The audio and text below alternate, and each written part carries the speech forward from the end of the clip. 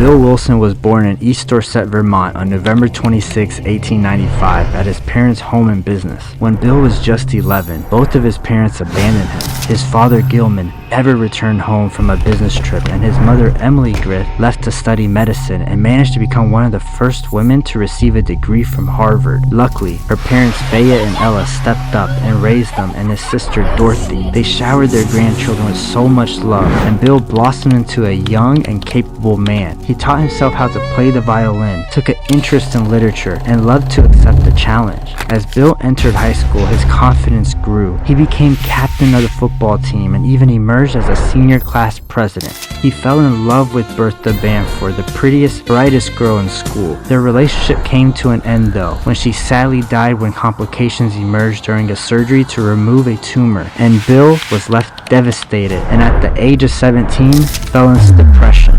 A year later, Bill would be introduced to his future wife, Lois Burnham, while sailing on Vermont's Emerald Lake. She was the daughter of a respected physician, and she helped pull Bill out of depression, which led to Bill enrolling in Norwich University, a military college known as the West Point of New England. During his second semester, he fell back into depression and anxiety. The following year, he re-enrolled and came back focused on engineering, which prepared him for the coming war. Bill and his classmates were called for duty before they could graduate.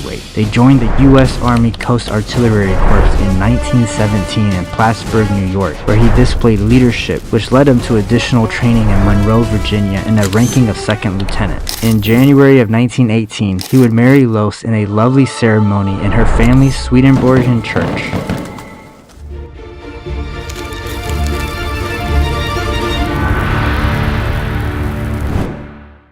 While waiting to be deployed to France for World War II, Bill began to drink socially. Young officers are often invited out to dinners and parties. The first time he drank, it had little to no effect. It was a simple glass of beer. At another party, Bill drank a Bronx cocktail, which at the time was a popular drink only behind the martini and the Manhattan. Drinking liberated his social anxiety and cured him of his awkward shyness. Bill wrote, "I found the elixir of life. Even that first evening, I got thoroughly drunk, and within the next time or two, I passed out completely. But as everyone drank hard, not too much was made of it." Even though he did not experience heavy fighting in the war, he did distinguish himself in service. Upon Bill's return to Brooklyn, he began to work for a surety company while taking night classes at Brooklyn Law School. But Bill's drinking prevented him from finishing. He instead found work on Wall Street and became modestly successful by providing critical information about businesses to brokerage houses. He began to drink more and more, but the companies he partnered with didn't mind because the information he was providing was making them money.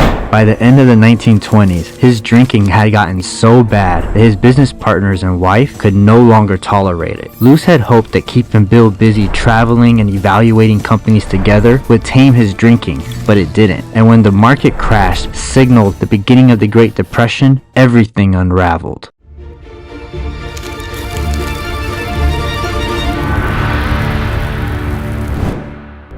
At the start of the Great Depression, Bill and Lois could no longer afford their New York apartment, so they moved back to her childhood home. Here, Bill descended into the depths of alcoholism, and by 1933, he found himself being admitted to the Charles B. Town Hospital for drug and alcohol addiction. Here, he was treated by Dr. Silkworth, who formulated a theory that alcoholism was a matter of physical and mental control.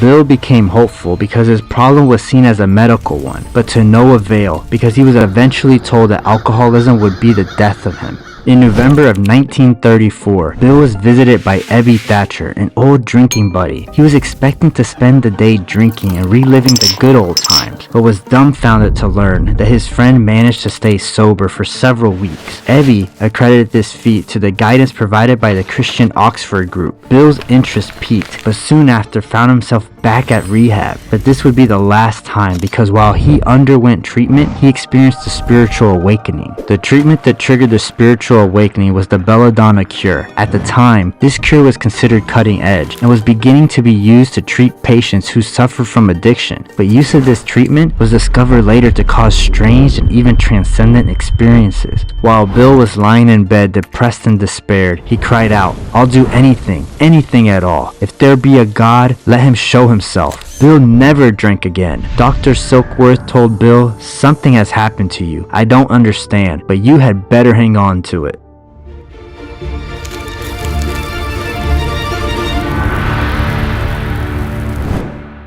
Bill then joined the Oxford group and went on attempting to help other alcoholics, but the only person he was able to keep sober was himself. Growing increasingly frustrated, he was tempted to drink, but realized that the only way for him to remain sober was to fight the good fight and never quit on helping other alcoholics. So he opened the phone book, found the church directory section, and began calling pastors. He would eventually talk to Reverend Walter Tux, who put Bill in touch with Henrietta, who was praying for a struggling alcoholic named Dr. Bob Smith, a surgeon from Akron, Ohio. Bob initially rejected the idea of meeting Bill, but was persuaded by his wife, Ann Smith. In Bob's mind, this meeting would last no longer than 15 minutes, but 5 hours later, it would become clear that this was the beginning of a lifelong friendship. Besides one relapse early on, Bob became the first person that Bill helped get sober. The two developed the 12-step program that formed the basis of what came to be known as Alcohol Anonymous.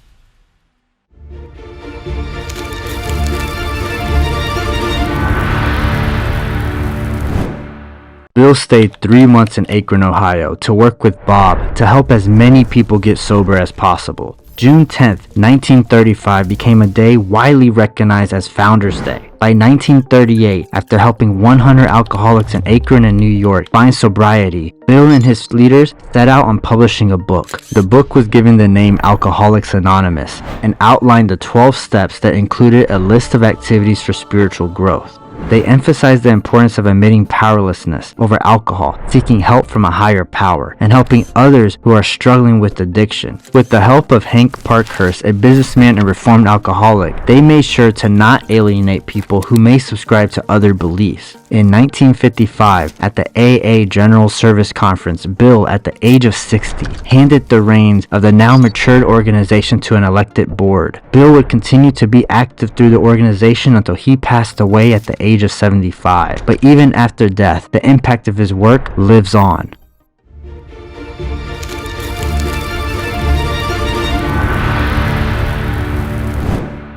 So how effective is AA? Depending how close to home the problem of alcohol has struck you, you may be surprised to learn that AA is not helpful for most people. In fact, AA works for about 1/3 of people for just the first year. If AA isn't the answer, your family doctors know better, as they are often unfamiliar with the signs, symptoms, and best treatment options for patients dealing with addiction. Severe alcoholics risk seizures if they do not get alcohol. Yet, nearly all alcoholics will be pressured to join AA, which adds to the intense experience people report having. It's common to hear people say, "You aren't being humble enough. You think you're smarter than this program." Coupled with the fact that roughly 40% of alcoholics reportedly suffer from one or more mental disorders, it becomes apparent that this course of action may cause more harm than good. An alcoholic suffering from mental disorders can feel such intense shame that it actually leads them to further alienating themselves or even dying via suicide.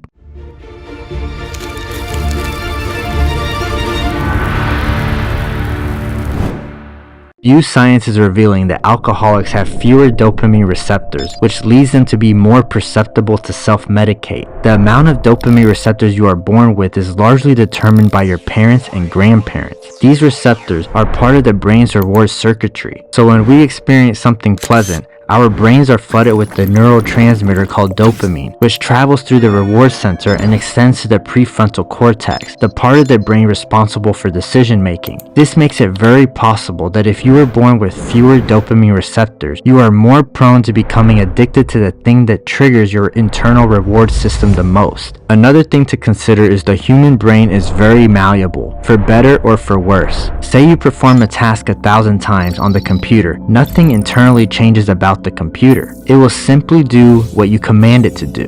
Nothing about how the computer works will change. But if the brain does something 1,000 times, the brain itself adapts and changes. So the thousands of times an alcoholic took a sip of alcohol actually altered or programmed the brain to do that task faster and easier the next time. If you really enjoyed this video, you're going to love our channel. So make sure to subscribe, and I guarantee you'll love either one of these videos right here. The preview to one of them is playing below the thumbnail, and I'll see you over there. Stay free. To know Mike Tyson's story is to know the story of greatness and failure. To make it to the top of the world only to be pulled back down by your inner demons. His life is filled with cautionary tales of achieving meteoric success too fast, too young. This is the story of how Iron Mike became the baddest man on the planet. Mike Tyson was fascinated with ancient conquerors. You name the conqueror,